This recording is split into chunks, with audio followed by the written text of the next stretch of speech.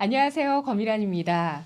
한국증권TV 구독자 여러분께 오랜만에 인사드리는 것 같습니다. 오늘 예민수의 경제토크, 예민수 앵커를 대신해서 제가 진행하러 왔고요.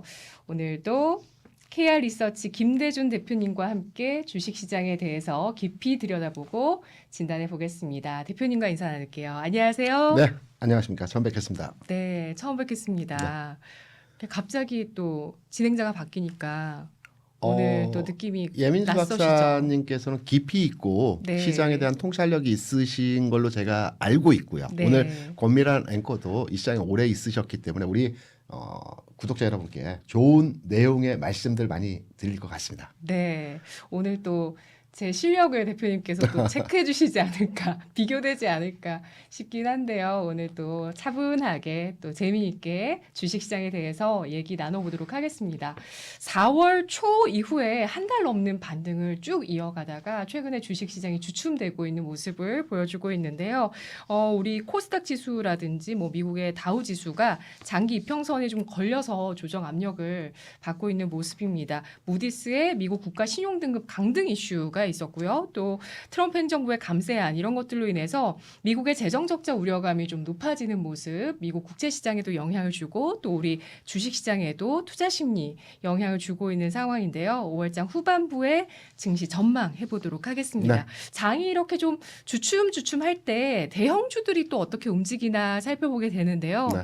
그중에서 금융주를 보니까 최근에 배당 매력, 네. 또 한국금융지주 같은 기업들은 실적도 좋았다. 이런 반응들로 인해서 동반해서 금융주들 흐름 좋게 나타나고 있습니다. 뭐 중장기적으로 지난해부터 지금까지 상승 추세가 이어지고 있는데 최근에 또 외국인 매수가 이어지더라고요. 네. 어떤 의미가 있을까요?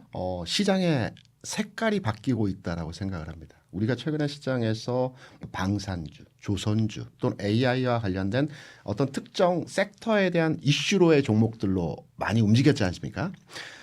그런데 최근에 이제 금융주 방금 잘 짚어주셨는데 금융주의 흐름이 민감하게 바라봐야 될 부분에서의 상황이 나타나고 있어요. 왜냐하면 네. 이렇게 제가 설명을 드릴게요. 우리가 과거에 국내 주식시장이 굉장히 좋았던 시점에서의 상황이 팬데믹 이후에 20년, 21년까지입니다. 이때 시장을 통상 우리가 유동성 장세 또는 금융장세라고 많이들 얘기를 해요. 네. 유동장세나 금융장세는 돈의 힘에 의해서 주가가 올라가는 현상에서의 모습을 말하는 거거든요. 최근에 이러한 시장의 흐름이 나타날 것 같은 분위기의 변화의 모습들이 나타나고 있거든요. 첫 번째부터 말씀드릴게요. 시장의 초기 국면, 유동성 장세의 초기 국면에서는 금융주가 움직입니다. 왜냐하면 외국인이나 기관이 초기에 국내 시장이든 어떤 주시장 타겟팅에서 들어갈 때 첫 번째 유동성, 그러니까 거래량이 확보된 종목이 금융주이거든요. 최근 상황에서 외국인의 매매 비중에 대한 상황을 간략하게 말씀드리면 외국인이 최근 들어서 매수로의 시장 접근하고 있어요. 그러니까 단순하게 말씀드려서 지난해 8월부터 지난 4월까지 외국인들은 국내 시장에서 32조 원 정도의 매도를 보여왔습니다. 근데 5월 들어서 외국인들이 매도는 이제 잠겨들었다. 그러니까 매도는 이제 조금 줄어들었다라는 형태에서 주시장에서의 모습을 보여주고 있고요. 선물 시장에서는 최근 내에서 한 3조 내지는 4조 정도의 5월 들어 매수를 보여주고 있는 선제적 평가에서의 내용을 보여주고 있어요. 이 부분이 외국인의 센스가 변했다라고 첫 번째로 우리가 확인할 수 있는 내용이고요.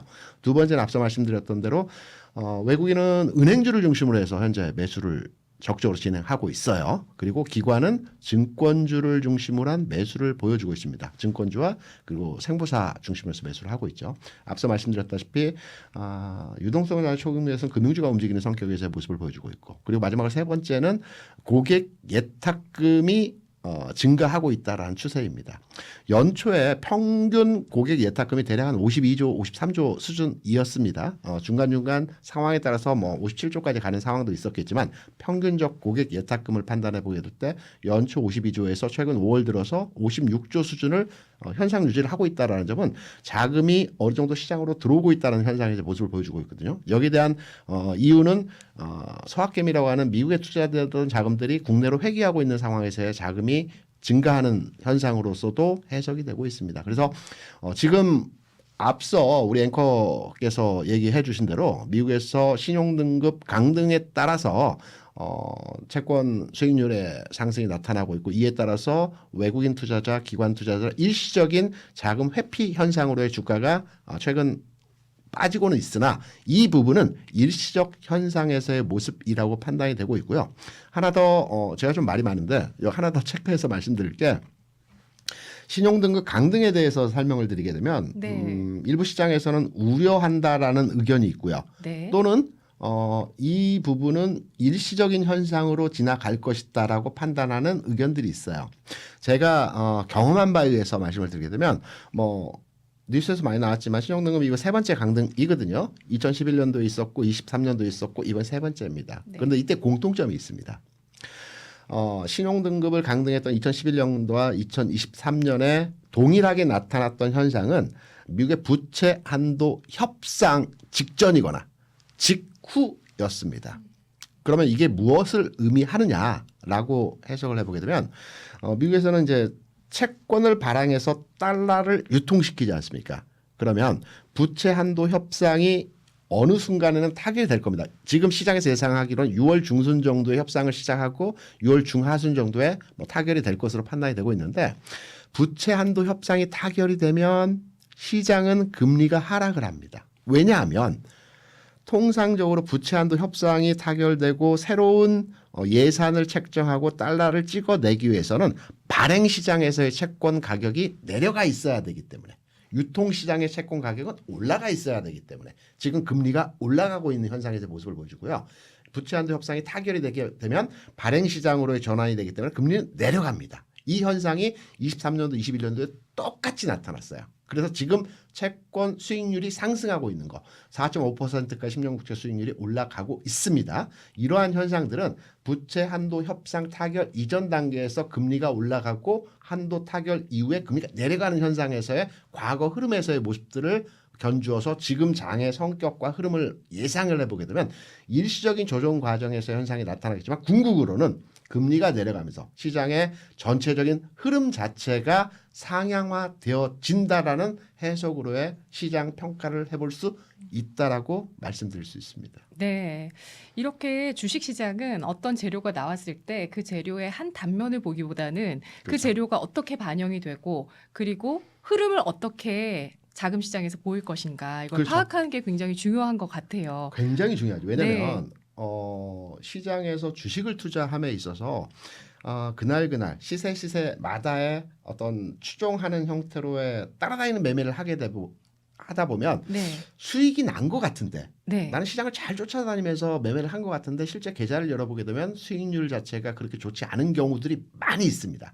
반면에 방향을 보고 시장의 얼개를 짜서 추세적으로 흐름을 판단해서 시장에 접근하게 되면 누적 수익률이 점증하는 가운데서 돈을 버는 과정에서의 계좌를 형태를 우리가 확인할 수 있거든요. 그래서 제가 우리 한국증권 방송 구독자 여러분께 시청자 여러분께 꼭 드리고 싶은 말씀은 시장의 전체적인 흐름이 바뀌고 있고요. 이 흐름이 바뀌는 과정에서 시장의 전체 그 유동성 장세 성격으로의 시장이 변화하고 있기 때문에 지금 일희일비하면서 반도체가 하락하고 있고 2차전지가 하락하고 있고 시장의 전체적인 분위기는 일부 섹터에 대한 흐름으로 진행이 되고 있기 때문에 이 개별성 종목으로 쫓아다녀야겠다는 평가로의 판단하는 것보다는 전체 흐름에 대한 줄기를 잡으시고 투자 관점으로의 전략을 세워야 된다라고 생각을 하고 있습니다. 네. 그 세 번째의 이런 신용평가사의 미국 국가 신용등급의 강등 이슈. 네네.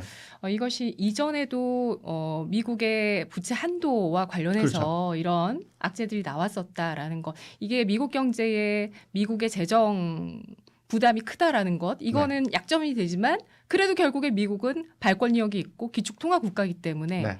예, 이러한 것들, 이러한 약점을 또 딛고 기축통화로서의 어떤 지위를 가지고 또 경제를 이끌어 나가는 모습을 계속 보여줘 왔기 때문에 네. 이런 악재들은 결국에는 해소가 되면서 또 유동성 장세의 성격이 그렇죠. 시장에 들어올 것이다. 유동성 보셨네요. 장세하면 네. 좀 애매하게 너무 원론적이고 좀 큰 흐름으로 이해하실 수 있는데요. 근데 딱 그 말씀 들으면 저는 뭐 요즘에 코로나 이슈도 많이 나오고 있고요. 네네. 또 미국 경제 부담이 크다 보니까 금리 언제 내리냐 네. 이런 얘기 나오잖아요. 네. 그렇게 되다 보면은 뭐 유동성 장세가 오는 거 아니겠습니까? 좀 더 유동성 자료를 축약해서 그러면 네. 어떤 종목이 어떤 시장이 어떻게 움직이는지를 축약해서 설명을 드리면 네. 우리가 흔히 시장에서 대표주라고 하는 종목들이 있지 않습니까? 뭐 삼성전자를 비롯해서 쭈쭈쭈 대형 시가총액 상위 종목들의 흐름들이 있지 않습니까? 이 종목들이 움직인다는 겁니다. 유동성 장세에서는 네. 개별성 성향을 가진 그러니까 돈이 시장에 많기 때문에 이 많은 돈을 통해서 개별 작은 소형주에 대해서 투자하는 시장이 있어야 모습이 아니고요.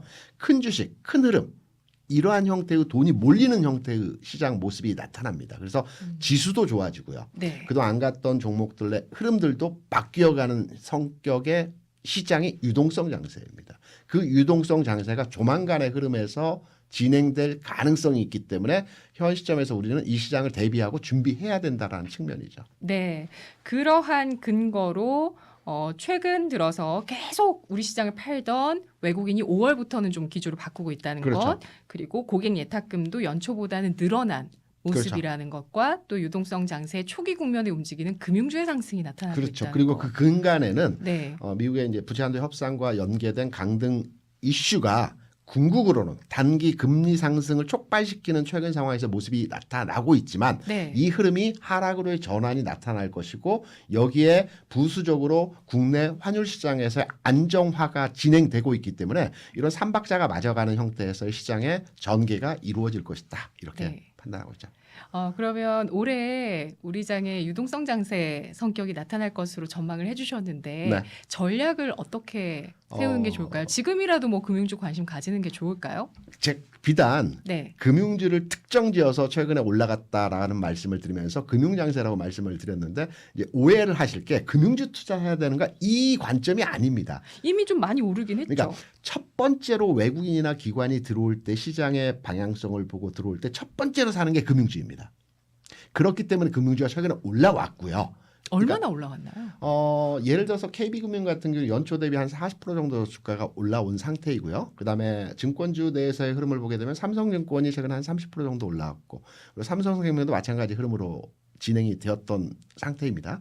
여기에 이제 기본적으로 우리가 이제 거래량이 밑바탕이 되고 회사가 안정적이다고 볼때 현대건설 같은 경우도 많이 올라왔죠. 그러니까 우리가 유동성 장세는 거래량이 바탕이 되는 가운데에서 대형 우량주라고 평가하는 종목들의 흐름이 전개되는 시장을 유동성 장세라고 얘기를 합니다. 그래서 이미 이 종목들이 한 단계 레벨업이 되어졌고요. 레벨업이 되어진 상태에서 이제 주도주로의 변화가 나타나는 대형주로의 변화가 나타나는 그동안 안 움직였던 자동차도 마찬가지고요. 그동안 안 움직였던 전기전자 업종에서 LG전자 같은 종목들도 마찬가지고요. 삼성전자 비롯한 반도체 업종도 마찬가지고 이 섹터에 있는 종목들이 움직여줄 수 있는 시장에서의 모습이 나타난다는 거죠. 그래서 참고로 말씀드리면 2020년도에 2020년 아마 제 기억으로는 11월 달에 SK하이닉스가 강한 상승세의 흐름으로 진행이 됐고요. 12월 달은 LG전자가 상한가를 기록하면서 두 번째 바톤을 이어서 상승을 줬고요. 1월 달에 들어서는 현대차를 비롯해서 현대유해 같은 종목들이 상한가를 치면서 자동차 업종이 그때 강세를 보여줬습니다. 이러한 현상에서 시장이죠. 그러니까 흐름 말씀드리면 2020년도 이런 순서의 흐름으로 움직임이 진행되는데 순서는 바뀔 수 있어요. 이런 대형성 종목들, 핵심 우량주라고 말씀드린 이 종목들이 시장을 떠받치면서 상승할 수 있는 장이 조만간에 저는 6월 중순 이전후로 해서 시장이 변화한다라고 판단을 하고 있습니다. 네.